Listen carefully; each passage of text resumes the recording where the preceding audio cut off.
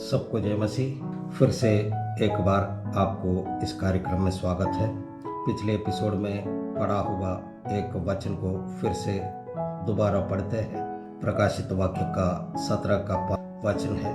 वहाँ पर ऐसे लिखा है, और उसके माथे पर यह नाम लिखा था, भेद बड़ा बाबिलोन, पृथ्वी की वेश्याओं और घृणित वस्तुओं की माता। अगर आप या पुराना बाइबल में देखें तो ये एक बड़ा अक्षर में लिखा हुआ, कैपिटल लेटर में लिखा हुआ वाक्य है। कारण ये है कि बाइबल में लिखा हुआ अनेकों महत्वपूर्ण विषयों में से ये एक सर्वप्रधान विषय है। भेद, इसका मतलब है रहस्य। बाबिलोन एक रहस्य है।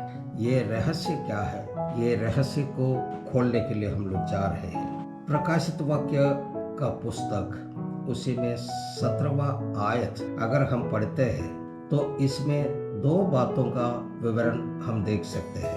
पहला है एक विचित्र पशु, दूसरा है एक अशुद्ध स्त्री। अब विचित्र पशु क्या है, इसको हम लोग देखते हैं। आप लोग सब जानते हैं इस दुनिया में अभी 200 के करीब राष्ट्र है। सारे राष्ट्रों को अपने अपने राष्ट्रपति या प्रधानमंत्री है या शासक है, लेकिन ये सारे शासन जल्दी ही खत्म हो जाएगा और एक एकाधिपति शासक इस दुनिया में शासन करेंगे। वो व्यक्ति का नाम है विरोधी मसीह। ये उस विचित्र पशु को दर्शाता है। अब देखेंगे अशुद्ध स्त्री कौन है। ये विरोधी मसीह का शासन काल में इस दुनिया में रहने वाला एक नामधारी मसीही विभाग का नेतृत्व को दर्शाता है। अभी आपका मन में एक डाउट, एक शंका उत्पन्न हुआ होगा। आप पूछ सकते हैं, विरोधी मसीह का शासन काल में ईसाई लोग इस धरती पर बाकी रहेगा?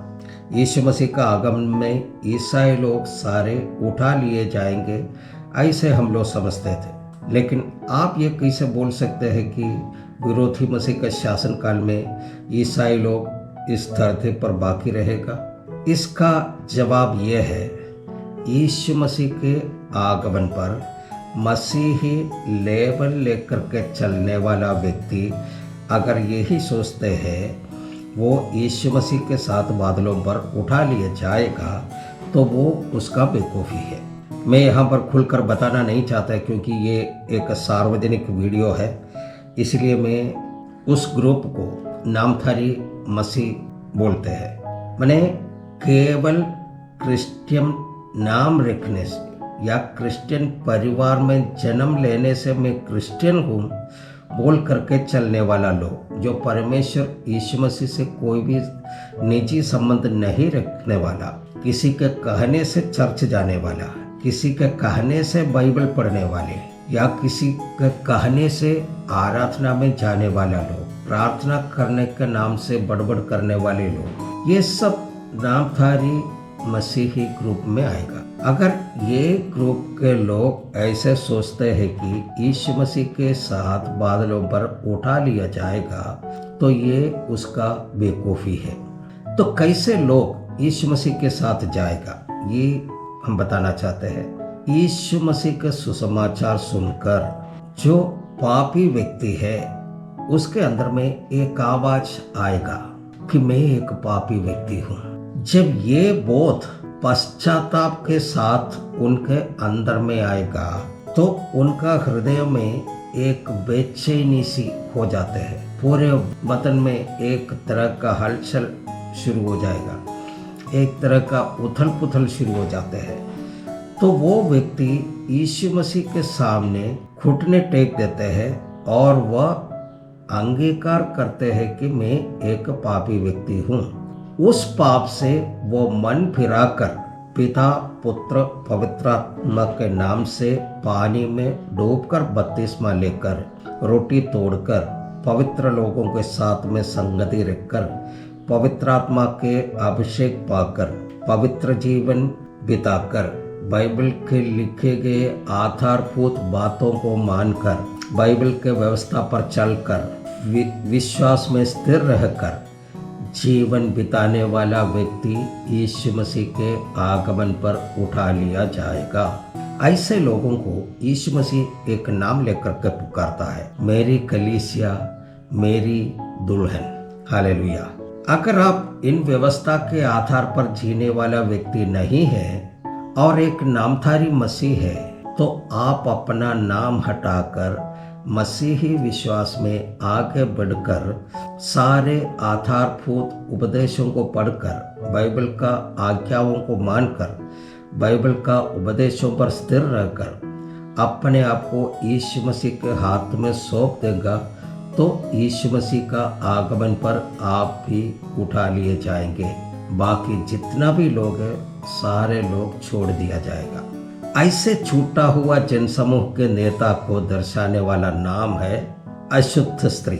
एक बार और देखें ताकि हमें याद रहे। एक अशुद्ध स्त्री। यीशु मसीह का आगमन पर हम भी उठा लिए जाएंगे, ऐसे सोचने वाला व्यक्ति जब छूट जाता है, उन जनसमूह का नेतृत्व में बैठने वाला व्यक्ति का नाम है अशुद्ध स्त्री। इसी नेतृत्व के पीछे उनके इशारे पर चलने वाला सैकड़ों क्रिश्चियन ऑर्गेनाइजेशन है। इन संस्थाओं और सभाओं को जोड़कर एक सोसाइटी बनाई है जिनका नाम है एक्यूमेनिकल सोसाइटी। यह प्रस्थान का नेतृत्व में रहने वाला व्यक्ति और इस प्रस्थान के पीछे चलने वाला जनसमूह यीशु मसीह के आगमन पर उठाया नहीं जाएगा। कौन कौन है ये एक्यूमेनिकल सोसाइटी में शामिल, इसको मैं यहाँ पर बता करके कोई समस्या खड़ा करना नहीं चाहता है। आपको जानना है तो आप गूगल में सर्च कर सकते हैं, वहाँ पर सारा डिटेल्स आपको मिल जाएगा।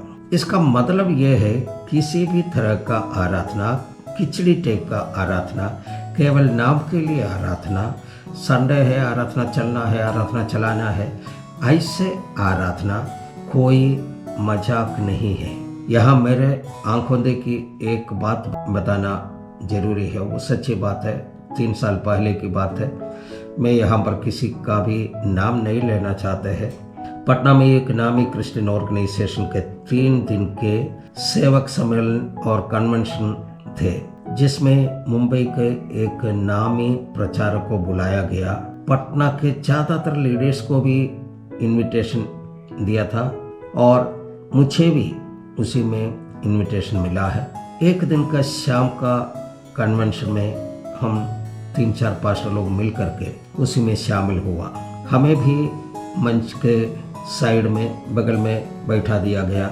बाहर से आया हुआ अभिषिक्त पास्टर द्वारा एक घंटे का अच्छे आत्मिक आराधना, उसके बाद उस मुख्य प्रचारक को समय दिया गया। उसके बाद जो हुआ उसको देखने के बाद हम 3-4 पास्टर लोग थे, हम लोग को न बैठने में बन रहे थे न उठकर चलने में बन रहे थे। आराधना का नाम पर वहाँ पर शैतान का नंगा नाच हो रहे थे। 1 घंटा 45 मिनट वो मुख्य प्रचारक समय लिया। उतना समय में बाइबल का एक भी वचन उन्होंने नहीं बोला, न वचन से प्रचार किया है। वो प्रचारक क्या करे, आए हुए 400-500 लोगों को आत्मा का अभिषेक बांट रहा था, जैसा कि ये पवित्र आत्मा का होलसेल डीलर हो। वो बेचारा वर्शिप कर रहे थे, जो सच्चे एक आत्मिक व्यक्ति था। वो कीबोर्ड बजा बजा करके उसका हालत खराब हो गया। उसको 1 सेकंड भी उसको रुकने नहीं दिया। कारण क्या है, वो रिथम रुक जाएगा, इसका आत्मा भी रुक जाता है, इसलिए उसको चलते रहना है। वो विश्वासी के नाम पर जो उपस्थित लोग भी ऐसा नौटंकी कर रहे थे, कुछ बोलने का ही नहीं। अन्य भाषा के नाम पर वहाँ पर कोलाहल मच रहे थे। यहाँ तक कि 2-3 महिला लोगों का साड़ी खुल गई, उसको पता भी नहीं चला। उनका लाया हुआ बाइबल के ऊपर में वो नाच रही थी। बाइबल पूरे फट गए, बाइबल के पन्ने सूखे पत्तों की तरह उड़ने लगे।